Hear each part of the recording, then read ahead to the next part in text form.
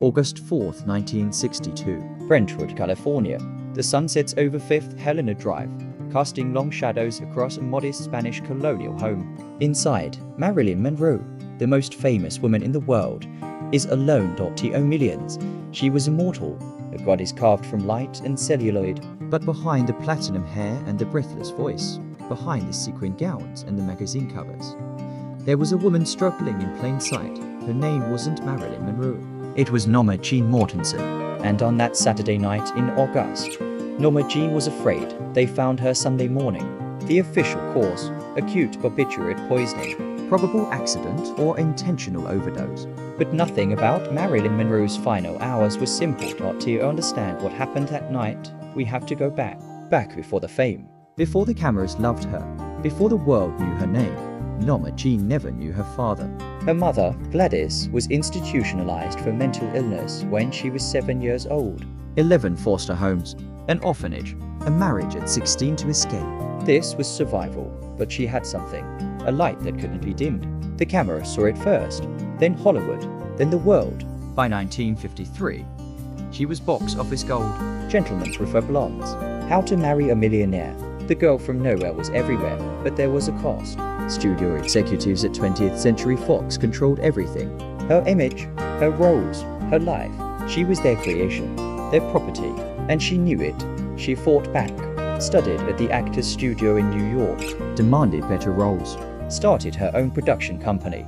Unheard of for a woman in 1955, but the more she resisted, the more they pushed back. Suspensions, public criticism, the label that would follow her forever. Difficult. To the public, she was perfect, radiant, untouchable, but behind closed doors, Marilyn was struggling. The insomnia started early. Then the anxiety, the depression. Doctors prescribed barbiturates, Nembutal, Seconal, chloral hydrate, pills to sleep, pills to wake up, pills to manage the pressure that never left.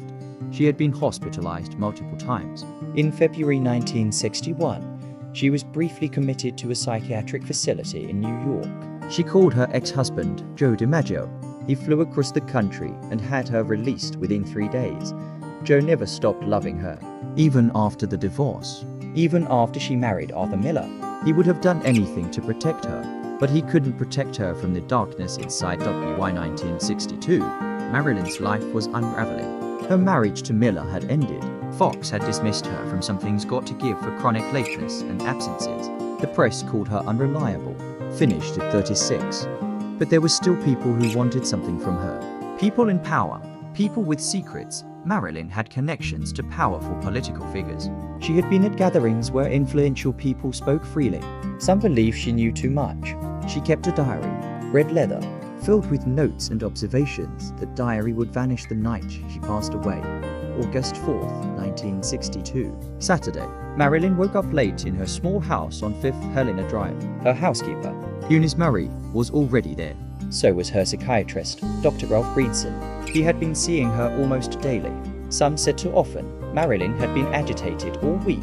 Phone calls in the middle of the night, rambling conversations, mentions of wanting to speak publicly, to tell her truth that afternoon. There are unconfirmed reports of visitors to her home. The timelines are unclear, the stories vary. But something happened that day, something that upset her greatly. By evening, Marilyn was alone. Eunice Murray stayed in the guest house. Dr. Greenson had left. Her phone records from that night would later be seized. The calls she made, the calls she received. Last to history. Around 8 p.m., she spoke to Peter Lawford, a friend and actor. He would later say she sounded strange, slurred, worried. Lawford called her back. No answer. He called her lawyer, her psychiatrist. Someone should check on her, he said. But no one did. Not for hours. What happened next depends on who you ask, and when you ask them. Because the stories would change, over and over, for decades. Eunice Murray would later say she woke up around midnight, saw a light under Marilyn's bedroom door, called out. No answer. The door was locked from the inside. She called Dr. Greenson. Dr. Greenson arrived around 3:30 a.m. or so, he claimed. He looked through the window. He went inside. Marilyn was lying on her bed, the phone in her hand, empty pill bottles on the nightstand. He called her personal physician, Dr. Hyman Engelbert. But here's where questions arise. The police weren't called until 4:25 a.m., nearly an hour after the doctors arrived. What were they doing during that time? Who were they calling? And why did Eunice Murray's story keep changing? Sergeant Jack Clemens was the first officer on the scene. He would later say something felt unusual. The room appeared too orderly. No glass of water to swallow the pills. And Marilyn's position seemed staged, Dr. Thomas Noguchi, the deputy medical examiner, performed the autopsy. He found high levels of nimbutyl and chloral hydrate in her system, but no pill residue in her stomach. None. If she had swallowed many pills, there should have been traces. So how did the substances enter her body? Noguchi suspected alternative methods of administration, but he wasn't allowed to investigate further. The case was closed within hours. Probable intentional overdose. The official narrative was set, and anyone who questioned it faced resistance. But the questions didn't stop. Witnesses came forward with conflicting accounts. Evidence disappeared. Marilyn's phone records destroyed, her diary gone. The ambulance driver who claimed he transported her while she was still breathing, told to remain silent. One man claimed he saw unusual activity at Marilyn's house that afternoon. That witness passed away years later under questionable circumstances. Did powerful people orchestrate her demise? There's no definitive proof. But they had motive. She was unstable, angry, threatening to reveal secrets that could damage reputations. And in 1962, they had the influence to make problems disappear, or maybe it was an accident. A tragic miscalculation. Too many pills. Too much desperation. A woman who wanted to sleep and couldn't find peace. But even that theory has inconsistencies. Eunice Murray's story changed multiple times. First, she said she discovered Marilyn at midnight. Then at then, she admitted she had been instructed to alter her account. By whom? She never fully explained. But in 1985, in a rare interview, she finally admitted things didn't happen the way the official report claimed. Dr. Greenson destroyed his notes from Marilyn's final therapy sessions. He claimed it was to protect her privacy, but it also protected him. And anyone else she might have discussed. Peter Lawford, the last person to speak with her, was troubled for the rest of his life. He struggled with substance issues, told conflicting stories. Some said he would wake up calling her name. Joe DiMaggio arranged her funeral. He excluded certain people, the studio executives, the political connections, the people who used her. For 20 years, he sent roses to her grave 3 times a week. He never remarried. When he passed away in 1999, those close to him said his final thoughts were of Marilyn. But perhaps the saddest part of Marilyn Monroe's story isn't how she passed away.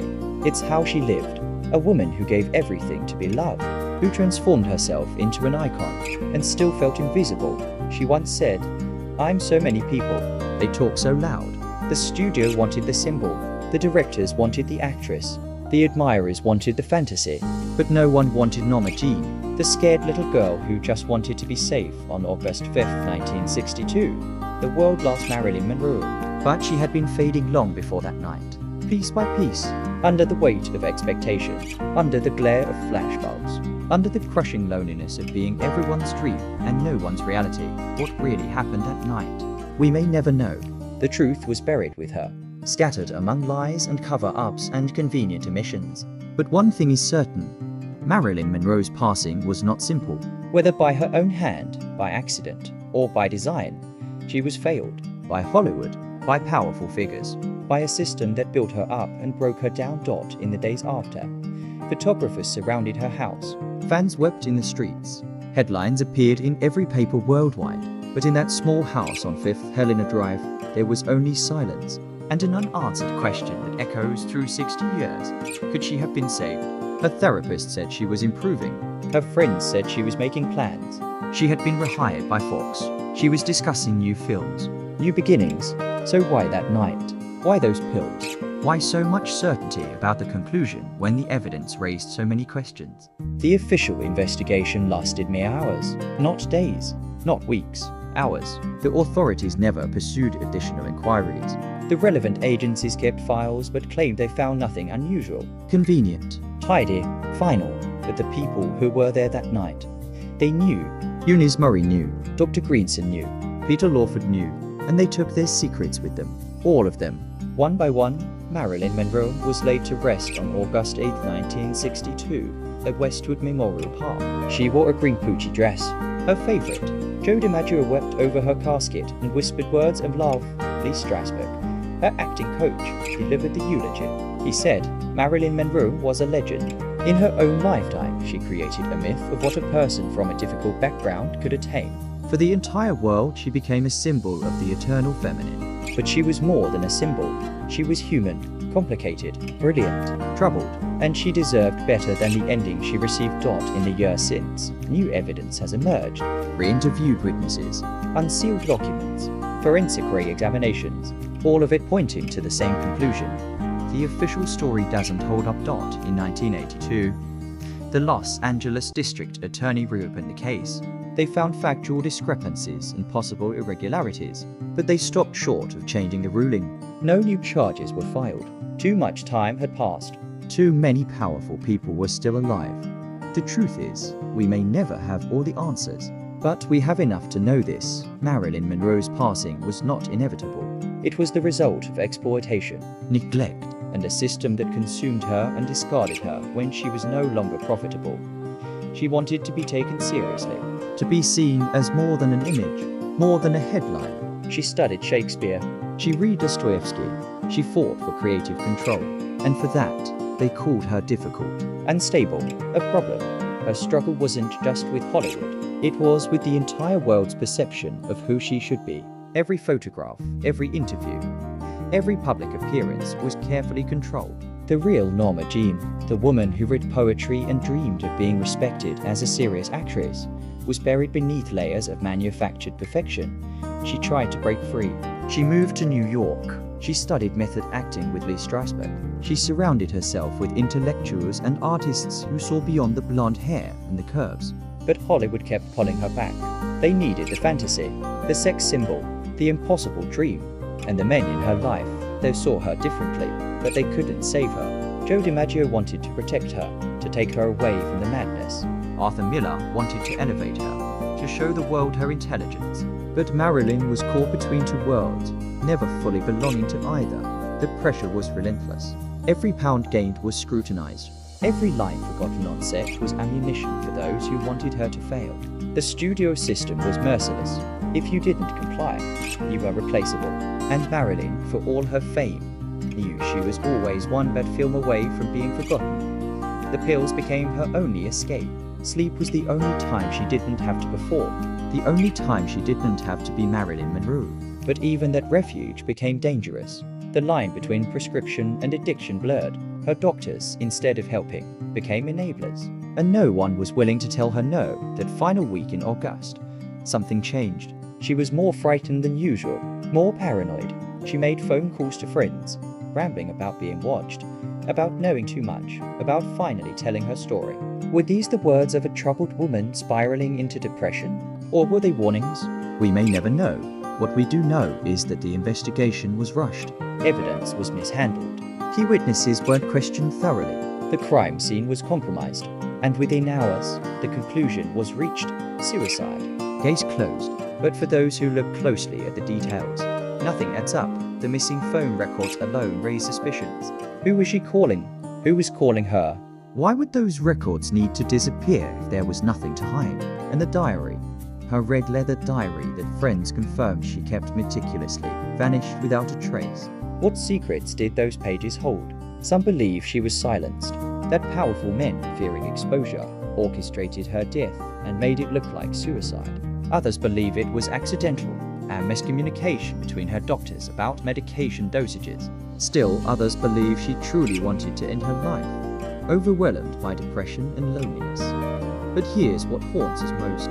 In the weeks before her death, she was planning for the future. She had just signed a new contract with Fox. She was talking about roles she wanted to play.